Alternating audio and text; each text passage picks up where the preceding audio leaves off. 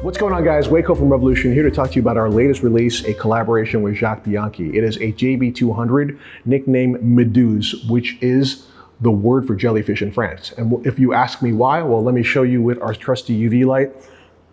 You can see that the skin diver in the center of the dial glows an electric blue, just like the luminous jellyfish that are found in the Mediterranean Sea. Who is Jacques Bianchi? Well, let's go back to the 1960s, where he had already established himself as an icon in the port of Marseille. He was a master watchmaker that looked after many of the diving watches of the legendary Comex divers. And after this experience, in 1982, he decided to design his own diving watch. But rather than follow the iconography of the existing diving watches from before, round case, round bezel, sword or lollipop hands and luminous plots, he decided to design something altogether original.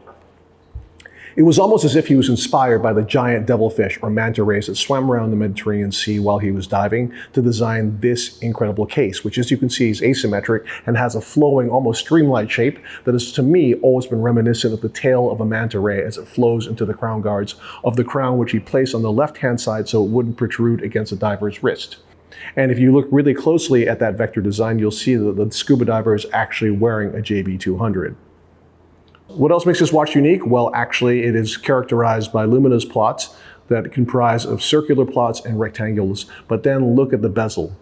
In the context of 1982, it was the first dive watch that had an individual minute marker for every one of the 60 minutes that you have in your elapsed time underwater. And every one of those markers in the original watch was luminous, so that you could see it at depth while you were diving. It is something that could only be designed by someone with extensive experience in diving watches.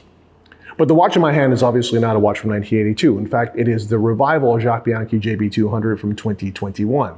And how did this watch come into being? Well, there are two individuals. One is named Fabrice Pouget from Matt Watches, and another named Simon Thibert, a design consultant, who worked together with Jacques Bianchi to bring this iconic watch back to life. And what's the difference between the original watch and this watch? Well, if you look closely, the original watch had a date window and was powered by a quartz movement, whereas this watch is powered by a trusty Seiko NH35 with 41 hours of power reserve and beating at 3 Hertz. And it's one of the most reliable movements around.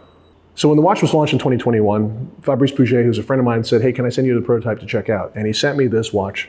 And I have to say, I was immediately blown away by the quality of the watch. From the circular brushing that you have on the top side of the case, to the very clean and fine mirror polishing that you have on the flanks, to the incredible mirror polish rehaut that you have inside of the bezel, to every detail of the watch. It feels perfect when you screw down the crown. It feels perfect when you're rotating the bezel to all of its 60 positions. And when you hit the bezel and the dial with a UV light, you'll see that it glows so brilliantly that I feel as if this watch would actually be visible by satellites that are hovering above the Earth.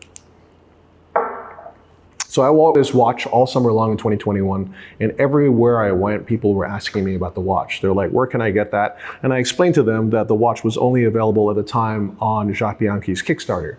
That watch was sold for just under 700 euro, and the Kickstarter price, with the idea of it being sold for about 1,000 euro when it was offered finally to the public. What was amazing about those watches was they were quickly oversubscribed. And now on the secondary market, the Jacques Bianchi JB200 from that original batch of watches is going for $2,000 to $3,000 US, which I find quite remarkable, but it's just a testament to how great of a watch it is. So I remember after the summer, I met up in Zurich with Fabrice Pouget, Simon Thibert, and a wonderful journalist named Paul Michael, who had helped them out also in researching the history of Jacques Bianchi. And we were having schnitzels in Zurich in one of the very famous beer halls. And we started to discuss a potential collaboration. And we all kind of tossed around ideas, and somehow we came up with the idea of a watch taking the iconic scuba diver and making it luminous. Why? Because it was kind of reminiscent of the luminous jellyfish that float around the Mediterranean and glow blue, such as the famous crystal jellyfish. So Fabrice Pouget, to his credit, said, "You know what, let me give this a shot. I'm not sure if it's possible." He went back and worked on a prototype, which he sent to me in the beginning of this year, and that is this watch here. But if you look at it, you realize actually that the scuba diver doesn't glow as brilliantly as we would like it to.